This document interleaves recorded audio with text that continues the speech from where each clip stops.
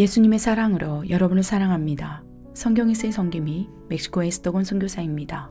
오늘은 성령님께서 우리의 영 안에 내주하셔야만 하는 분명한 이유와 성령님의 사역에 대해 함께 나눠보려고 합니다. 사랑하는 사람에게는 무엇이든지 다 주고 싶습니다. 내 것의 구분이 모호해지고 있다면 진실한 사랑의 단계로 접어든 것입니다. 무엇이든지 다 선물하고 싶어집니다. 하나님 아버지도 그러하셨습니다. 자녀를 사랑하셨기에 독생자 예수님까지 십자가의 고통 속에 내어놓으셨습니다. 하나님 아버지의 지고한 사랑은 십자가에서 완성하셨습니다. 우리가 아직 죄인 되었을 때 그리스도께서 우리를 위하여 죽으심으로 하나님께서 우리에 대한 자기의 사랑을 확증하셨느니라. 하나님께서 자녀의 죄를 대속하시기 위해 육체로 이 땅에 내려오셨습니다. 자녀를 사랑함으로 하나님께서 죄 없으신 인간의 모습으로 오셨습니다. 자녀에게 부어질 진노의 잔을 스스로에게 부으시고 하나님께서 죽어버리셨습니다. 십자가에서 쏟아내신 예수님의 보혈은 하나님 아버지의 보혈이셨습니다. 다 이루었도다. 이제서야 잃어버린 내 아들, 내 딸을 찾았도다. 그토록 자녀를 향한 사랑을 증명하고 싶으셨던 하나님께서 지금 이렇게 묻고 계십니다. 사랑하는 내 딸아, 내 아들아, 내가 너에게 무엇을 줄꼬? 과연 하나님께서 자녀에게 주고 싶으신 가장 귀한 선물은 무엇이었을까요? 사랑하는 여러분, 부활하신 예수님께서 42일 동안 자신의 모습을 보여주시며 이렇게 말씀하셨습니다. 예루살렘을 떠나지 말고 내게서 들은 바 아버지께서 약속하신 것을 기다리라.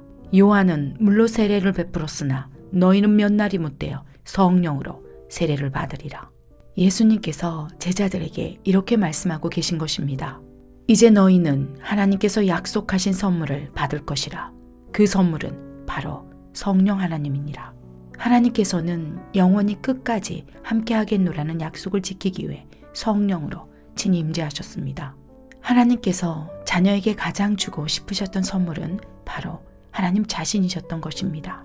하나님의 애달픈 마음이 심령을 뚫고 메아리쳐 들려오는 듯합니다. 사랑하는 내 딸아, 내 아들아, 세상 끝날까지 너희와 항상 함께하리라. 보혜사 성령으로 임하여 보호하리라.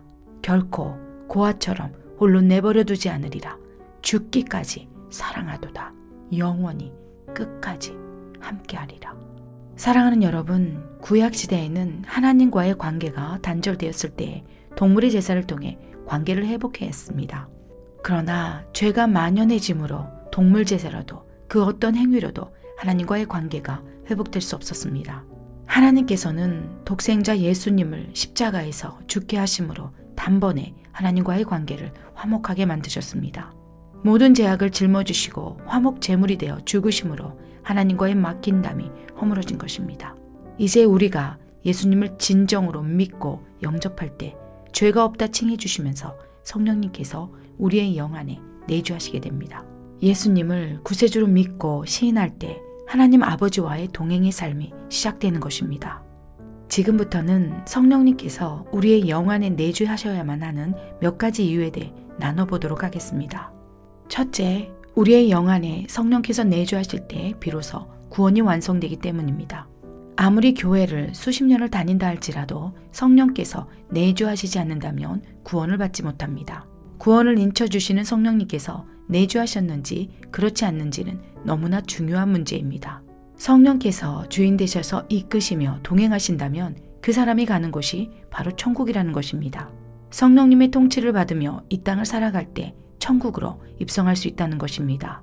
내 안에 진정한 주인이 성령님이냐 사탄이냐에 따라 사망 이후에 우리가 가는 곳이 천국이냐 지옥이냐로 갈라진다는 것입니다. 우리가 구원받고 천국에 입성하기 위해서는 반드시 성령께서 내주에 계셔야만 한다는 것입니다. 둘째, 성령님께서 내주에 계실 때 진정한 믿음 생활로 진입될 수 있기 때문입니다. 믿음 생활은 결코 취미 생활이 아닙니다. 우리가 구원을 받고 천국에 가느냐 지옥으로 떨어지느냐를 결정하는 우리의 인생 가운데 가장 큰 모험입니다. 믿음은 하나님을 앙망하는 마음입니다. 인간의 지식으로는 보이지 않는 하나님을 사랑할 수 없습니다. 찾을 수도 없습니다. 성령님을 통해 하나님을 사랑하게 되고 갈망하게 되며 침노하게 되는 것입니다. 믿음의 성장과 돌파를 위해 반드시 성령님의 도우심이 필요하다는 것입니다. 목회자들 사이에 가장 큰 저주의 말이 바로 성령님 도움 없이 사역하라입니다. 성령께서 우리 안에 내주하시면서 깨닫게 하시고 인도하시지 않는다면 믿음을 지키는 것 자체가 쉽지 않다는 것입니다. 성령께서 스승되어 가르치시고 동행해 주실 때 믿음의 성장과 돌파가 일어날 수 있기 때문입니다. 성령님의 통치 안에서 신앙생활을 할 때 믿음이 무럭무럭 자라날 수 있다는 것이지요. 마지막으로 성령님께서 내주에 계신다면 능동적으로 우리의 삶 가운데 개입하실 수 있습니다. 저는 설교를 할 때나 집회를 인도할 때 성령님의 도우심을 구하는 기도를 항상 올립니다. 성령님, 혀의 주권을 하나님께 올려드립니다. 성령께서 말하게 하심에 따라 말씀을 선포하게 하소서. 성령님께서 능동적으로 개입해 주시기를 간구할 때마다 항상 역사해 주셨습니다. 성령님은 인격적이시기 때문에 환영하고 구할 때 더욱 강하게 개입하실 수 있기 때문입니다. 그렇다면 성령님께서는 어떠한 일을 행하실까요? 첫째, 창조사역에 참여하셨으며 예수님의 잉태와 탄생을 가능하게 하셨습니다. 둘째, 사람들에게 영감을 주셔서 성경을 쓰게 하셨습니다. 셋째, 죄에 대해, 의에 대해, 심판에 대해 가르치시며 세상을 향해 책망하십니다. 넷째, 예수님을 증거하시고 성도들을 진리 가운데로 이끄시며 하나님의 영광을 나타내십니다. 다섯째, 성도들을 위해 말없는 탄식으로 간구하시며 중보하고 계십니다. 여섯째, 우리를 하나님의 자녀로 거듭나게 하시며 구원을 인치시고 거룩한 성품을 갖게 하십니다. 아홉째, 하나님의 능력인 성령의 9가지 은사와 하나님의 성품인 성령의 열매를 맺도록 이끌어 주십니다. 마지막으로 성도들에게 권능을 주셔서 예수님의 증인된 삶을 살도록 능력을 주십니다. 이 밖에도 헤아릴 수 없을 만큼 많은 사역을 감당하시며 우리와 동행하고 계십니다. 성령님은 어떤 사물이 아니라 인격적으로 존재한다는 것을 기억해 주시기 바랍니다. 성령님은 영이시기 때문에 우리의 눈에 보이지도 않고 손에 잡히지도 않습니다. 그러나 성령께서는 실제적으로 보혜사 하나님으로 우리와 동행하고 계십니다. 사랑하는 여러분, 오늘도 이렇게 기도했으면 참 좋겠습니다. 하나님 아버지시여, 항상 기뻐하겠나이다.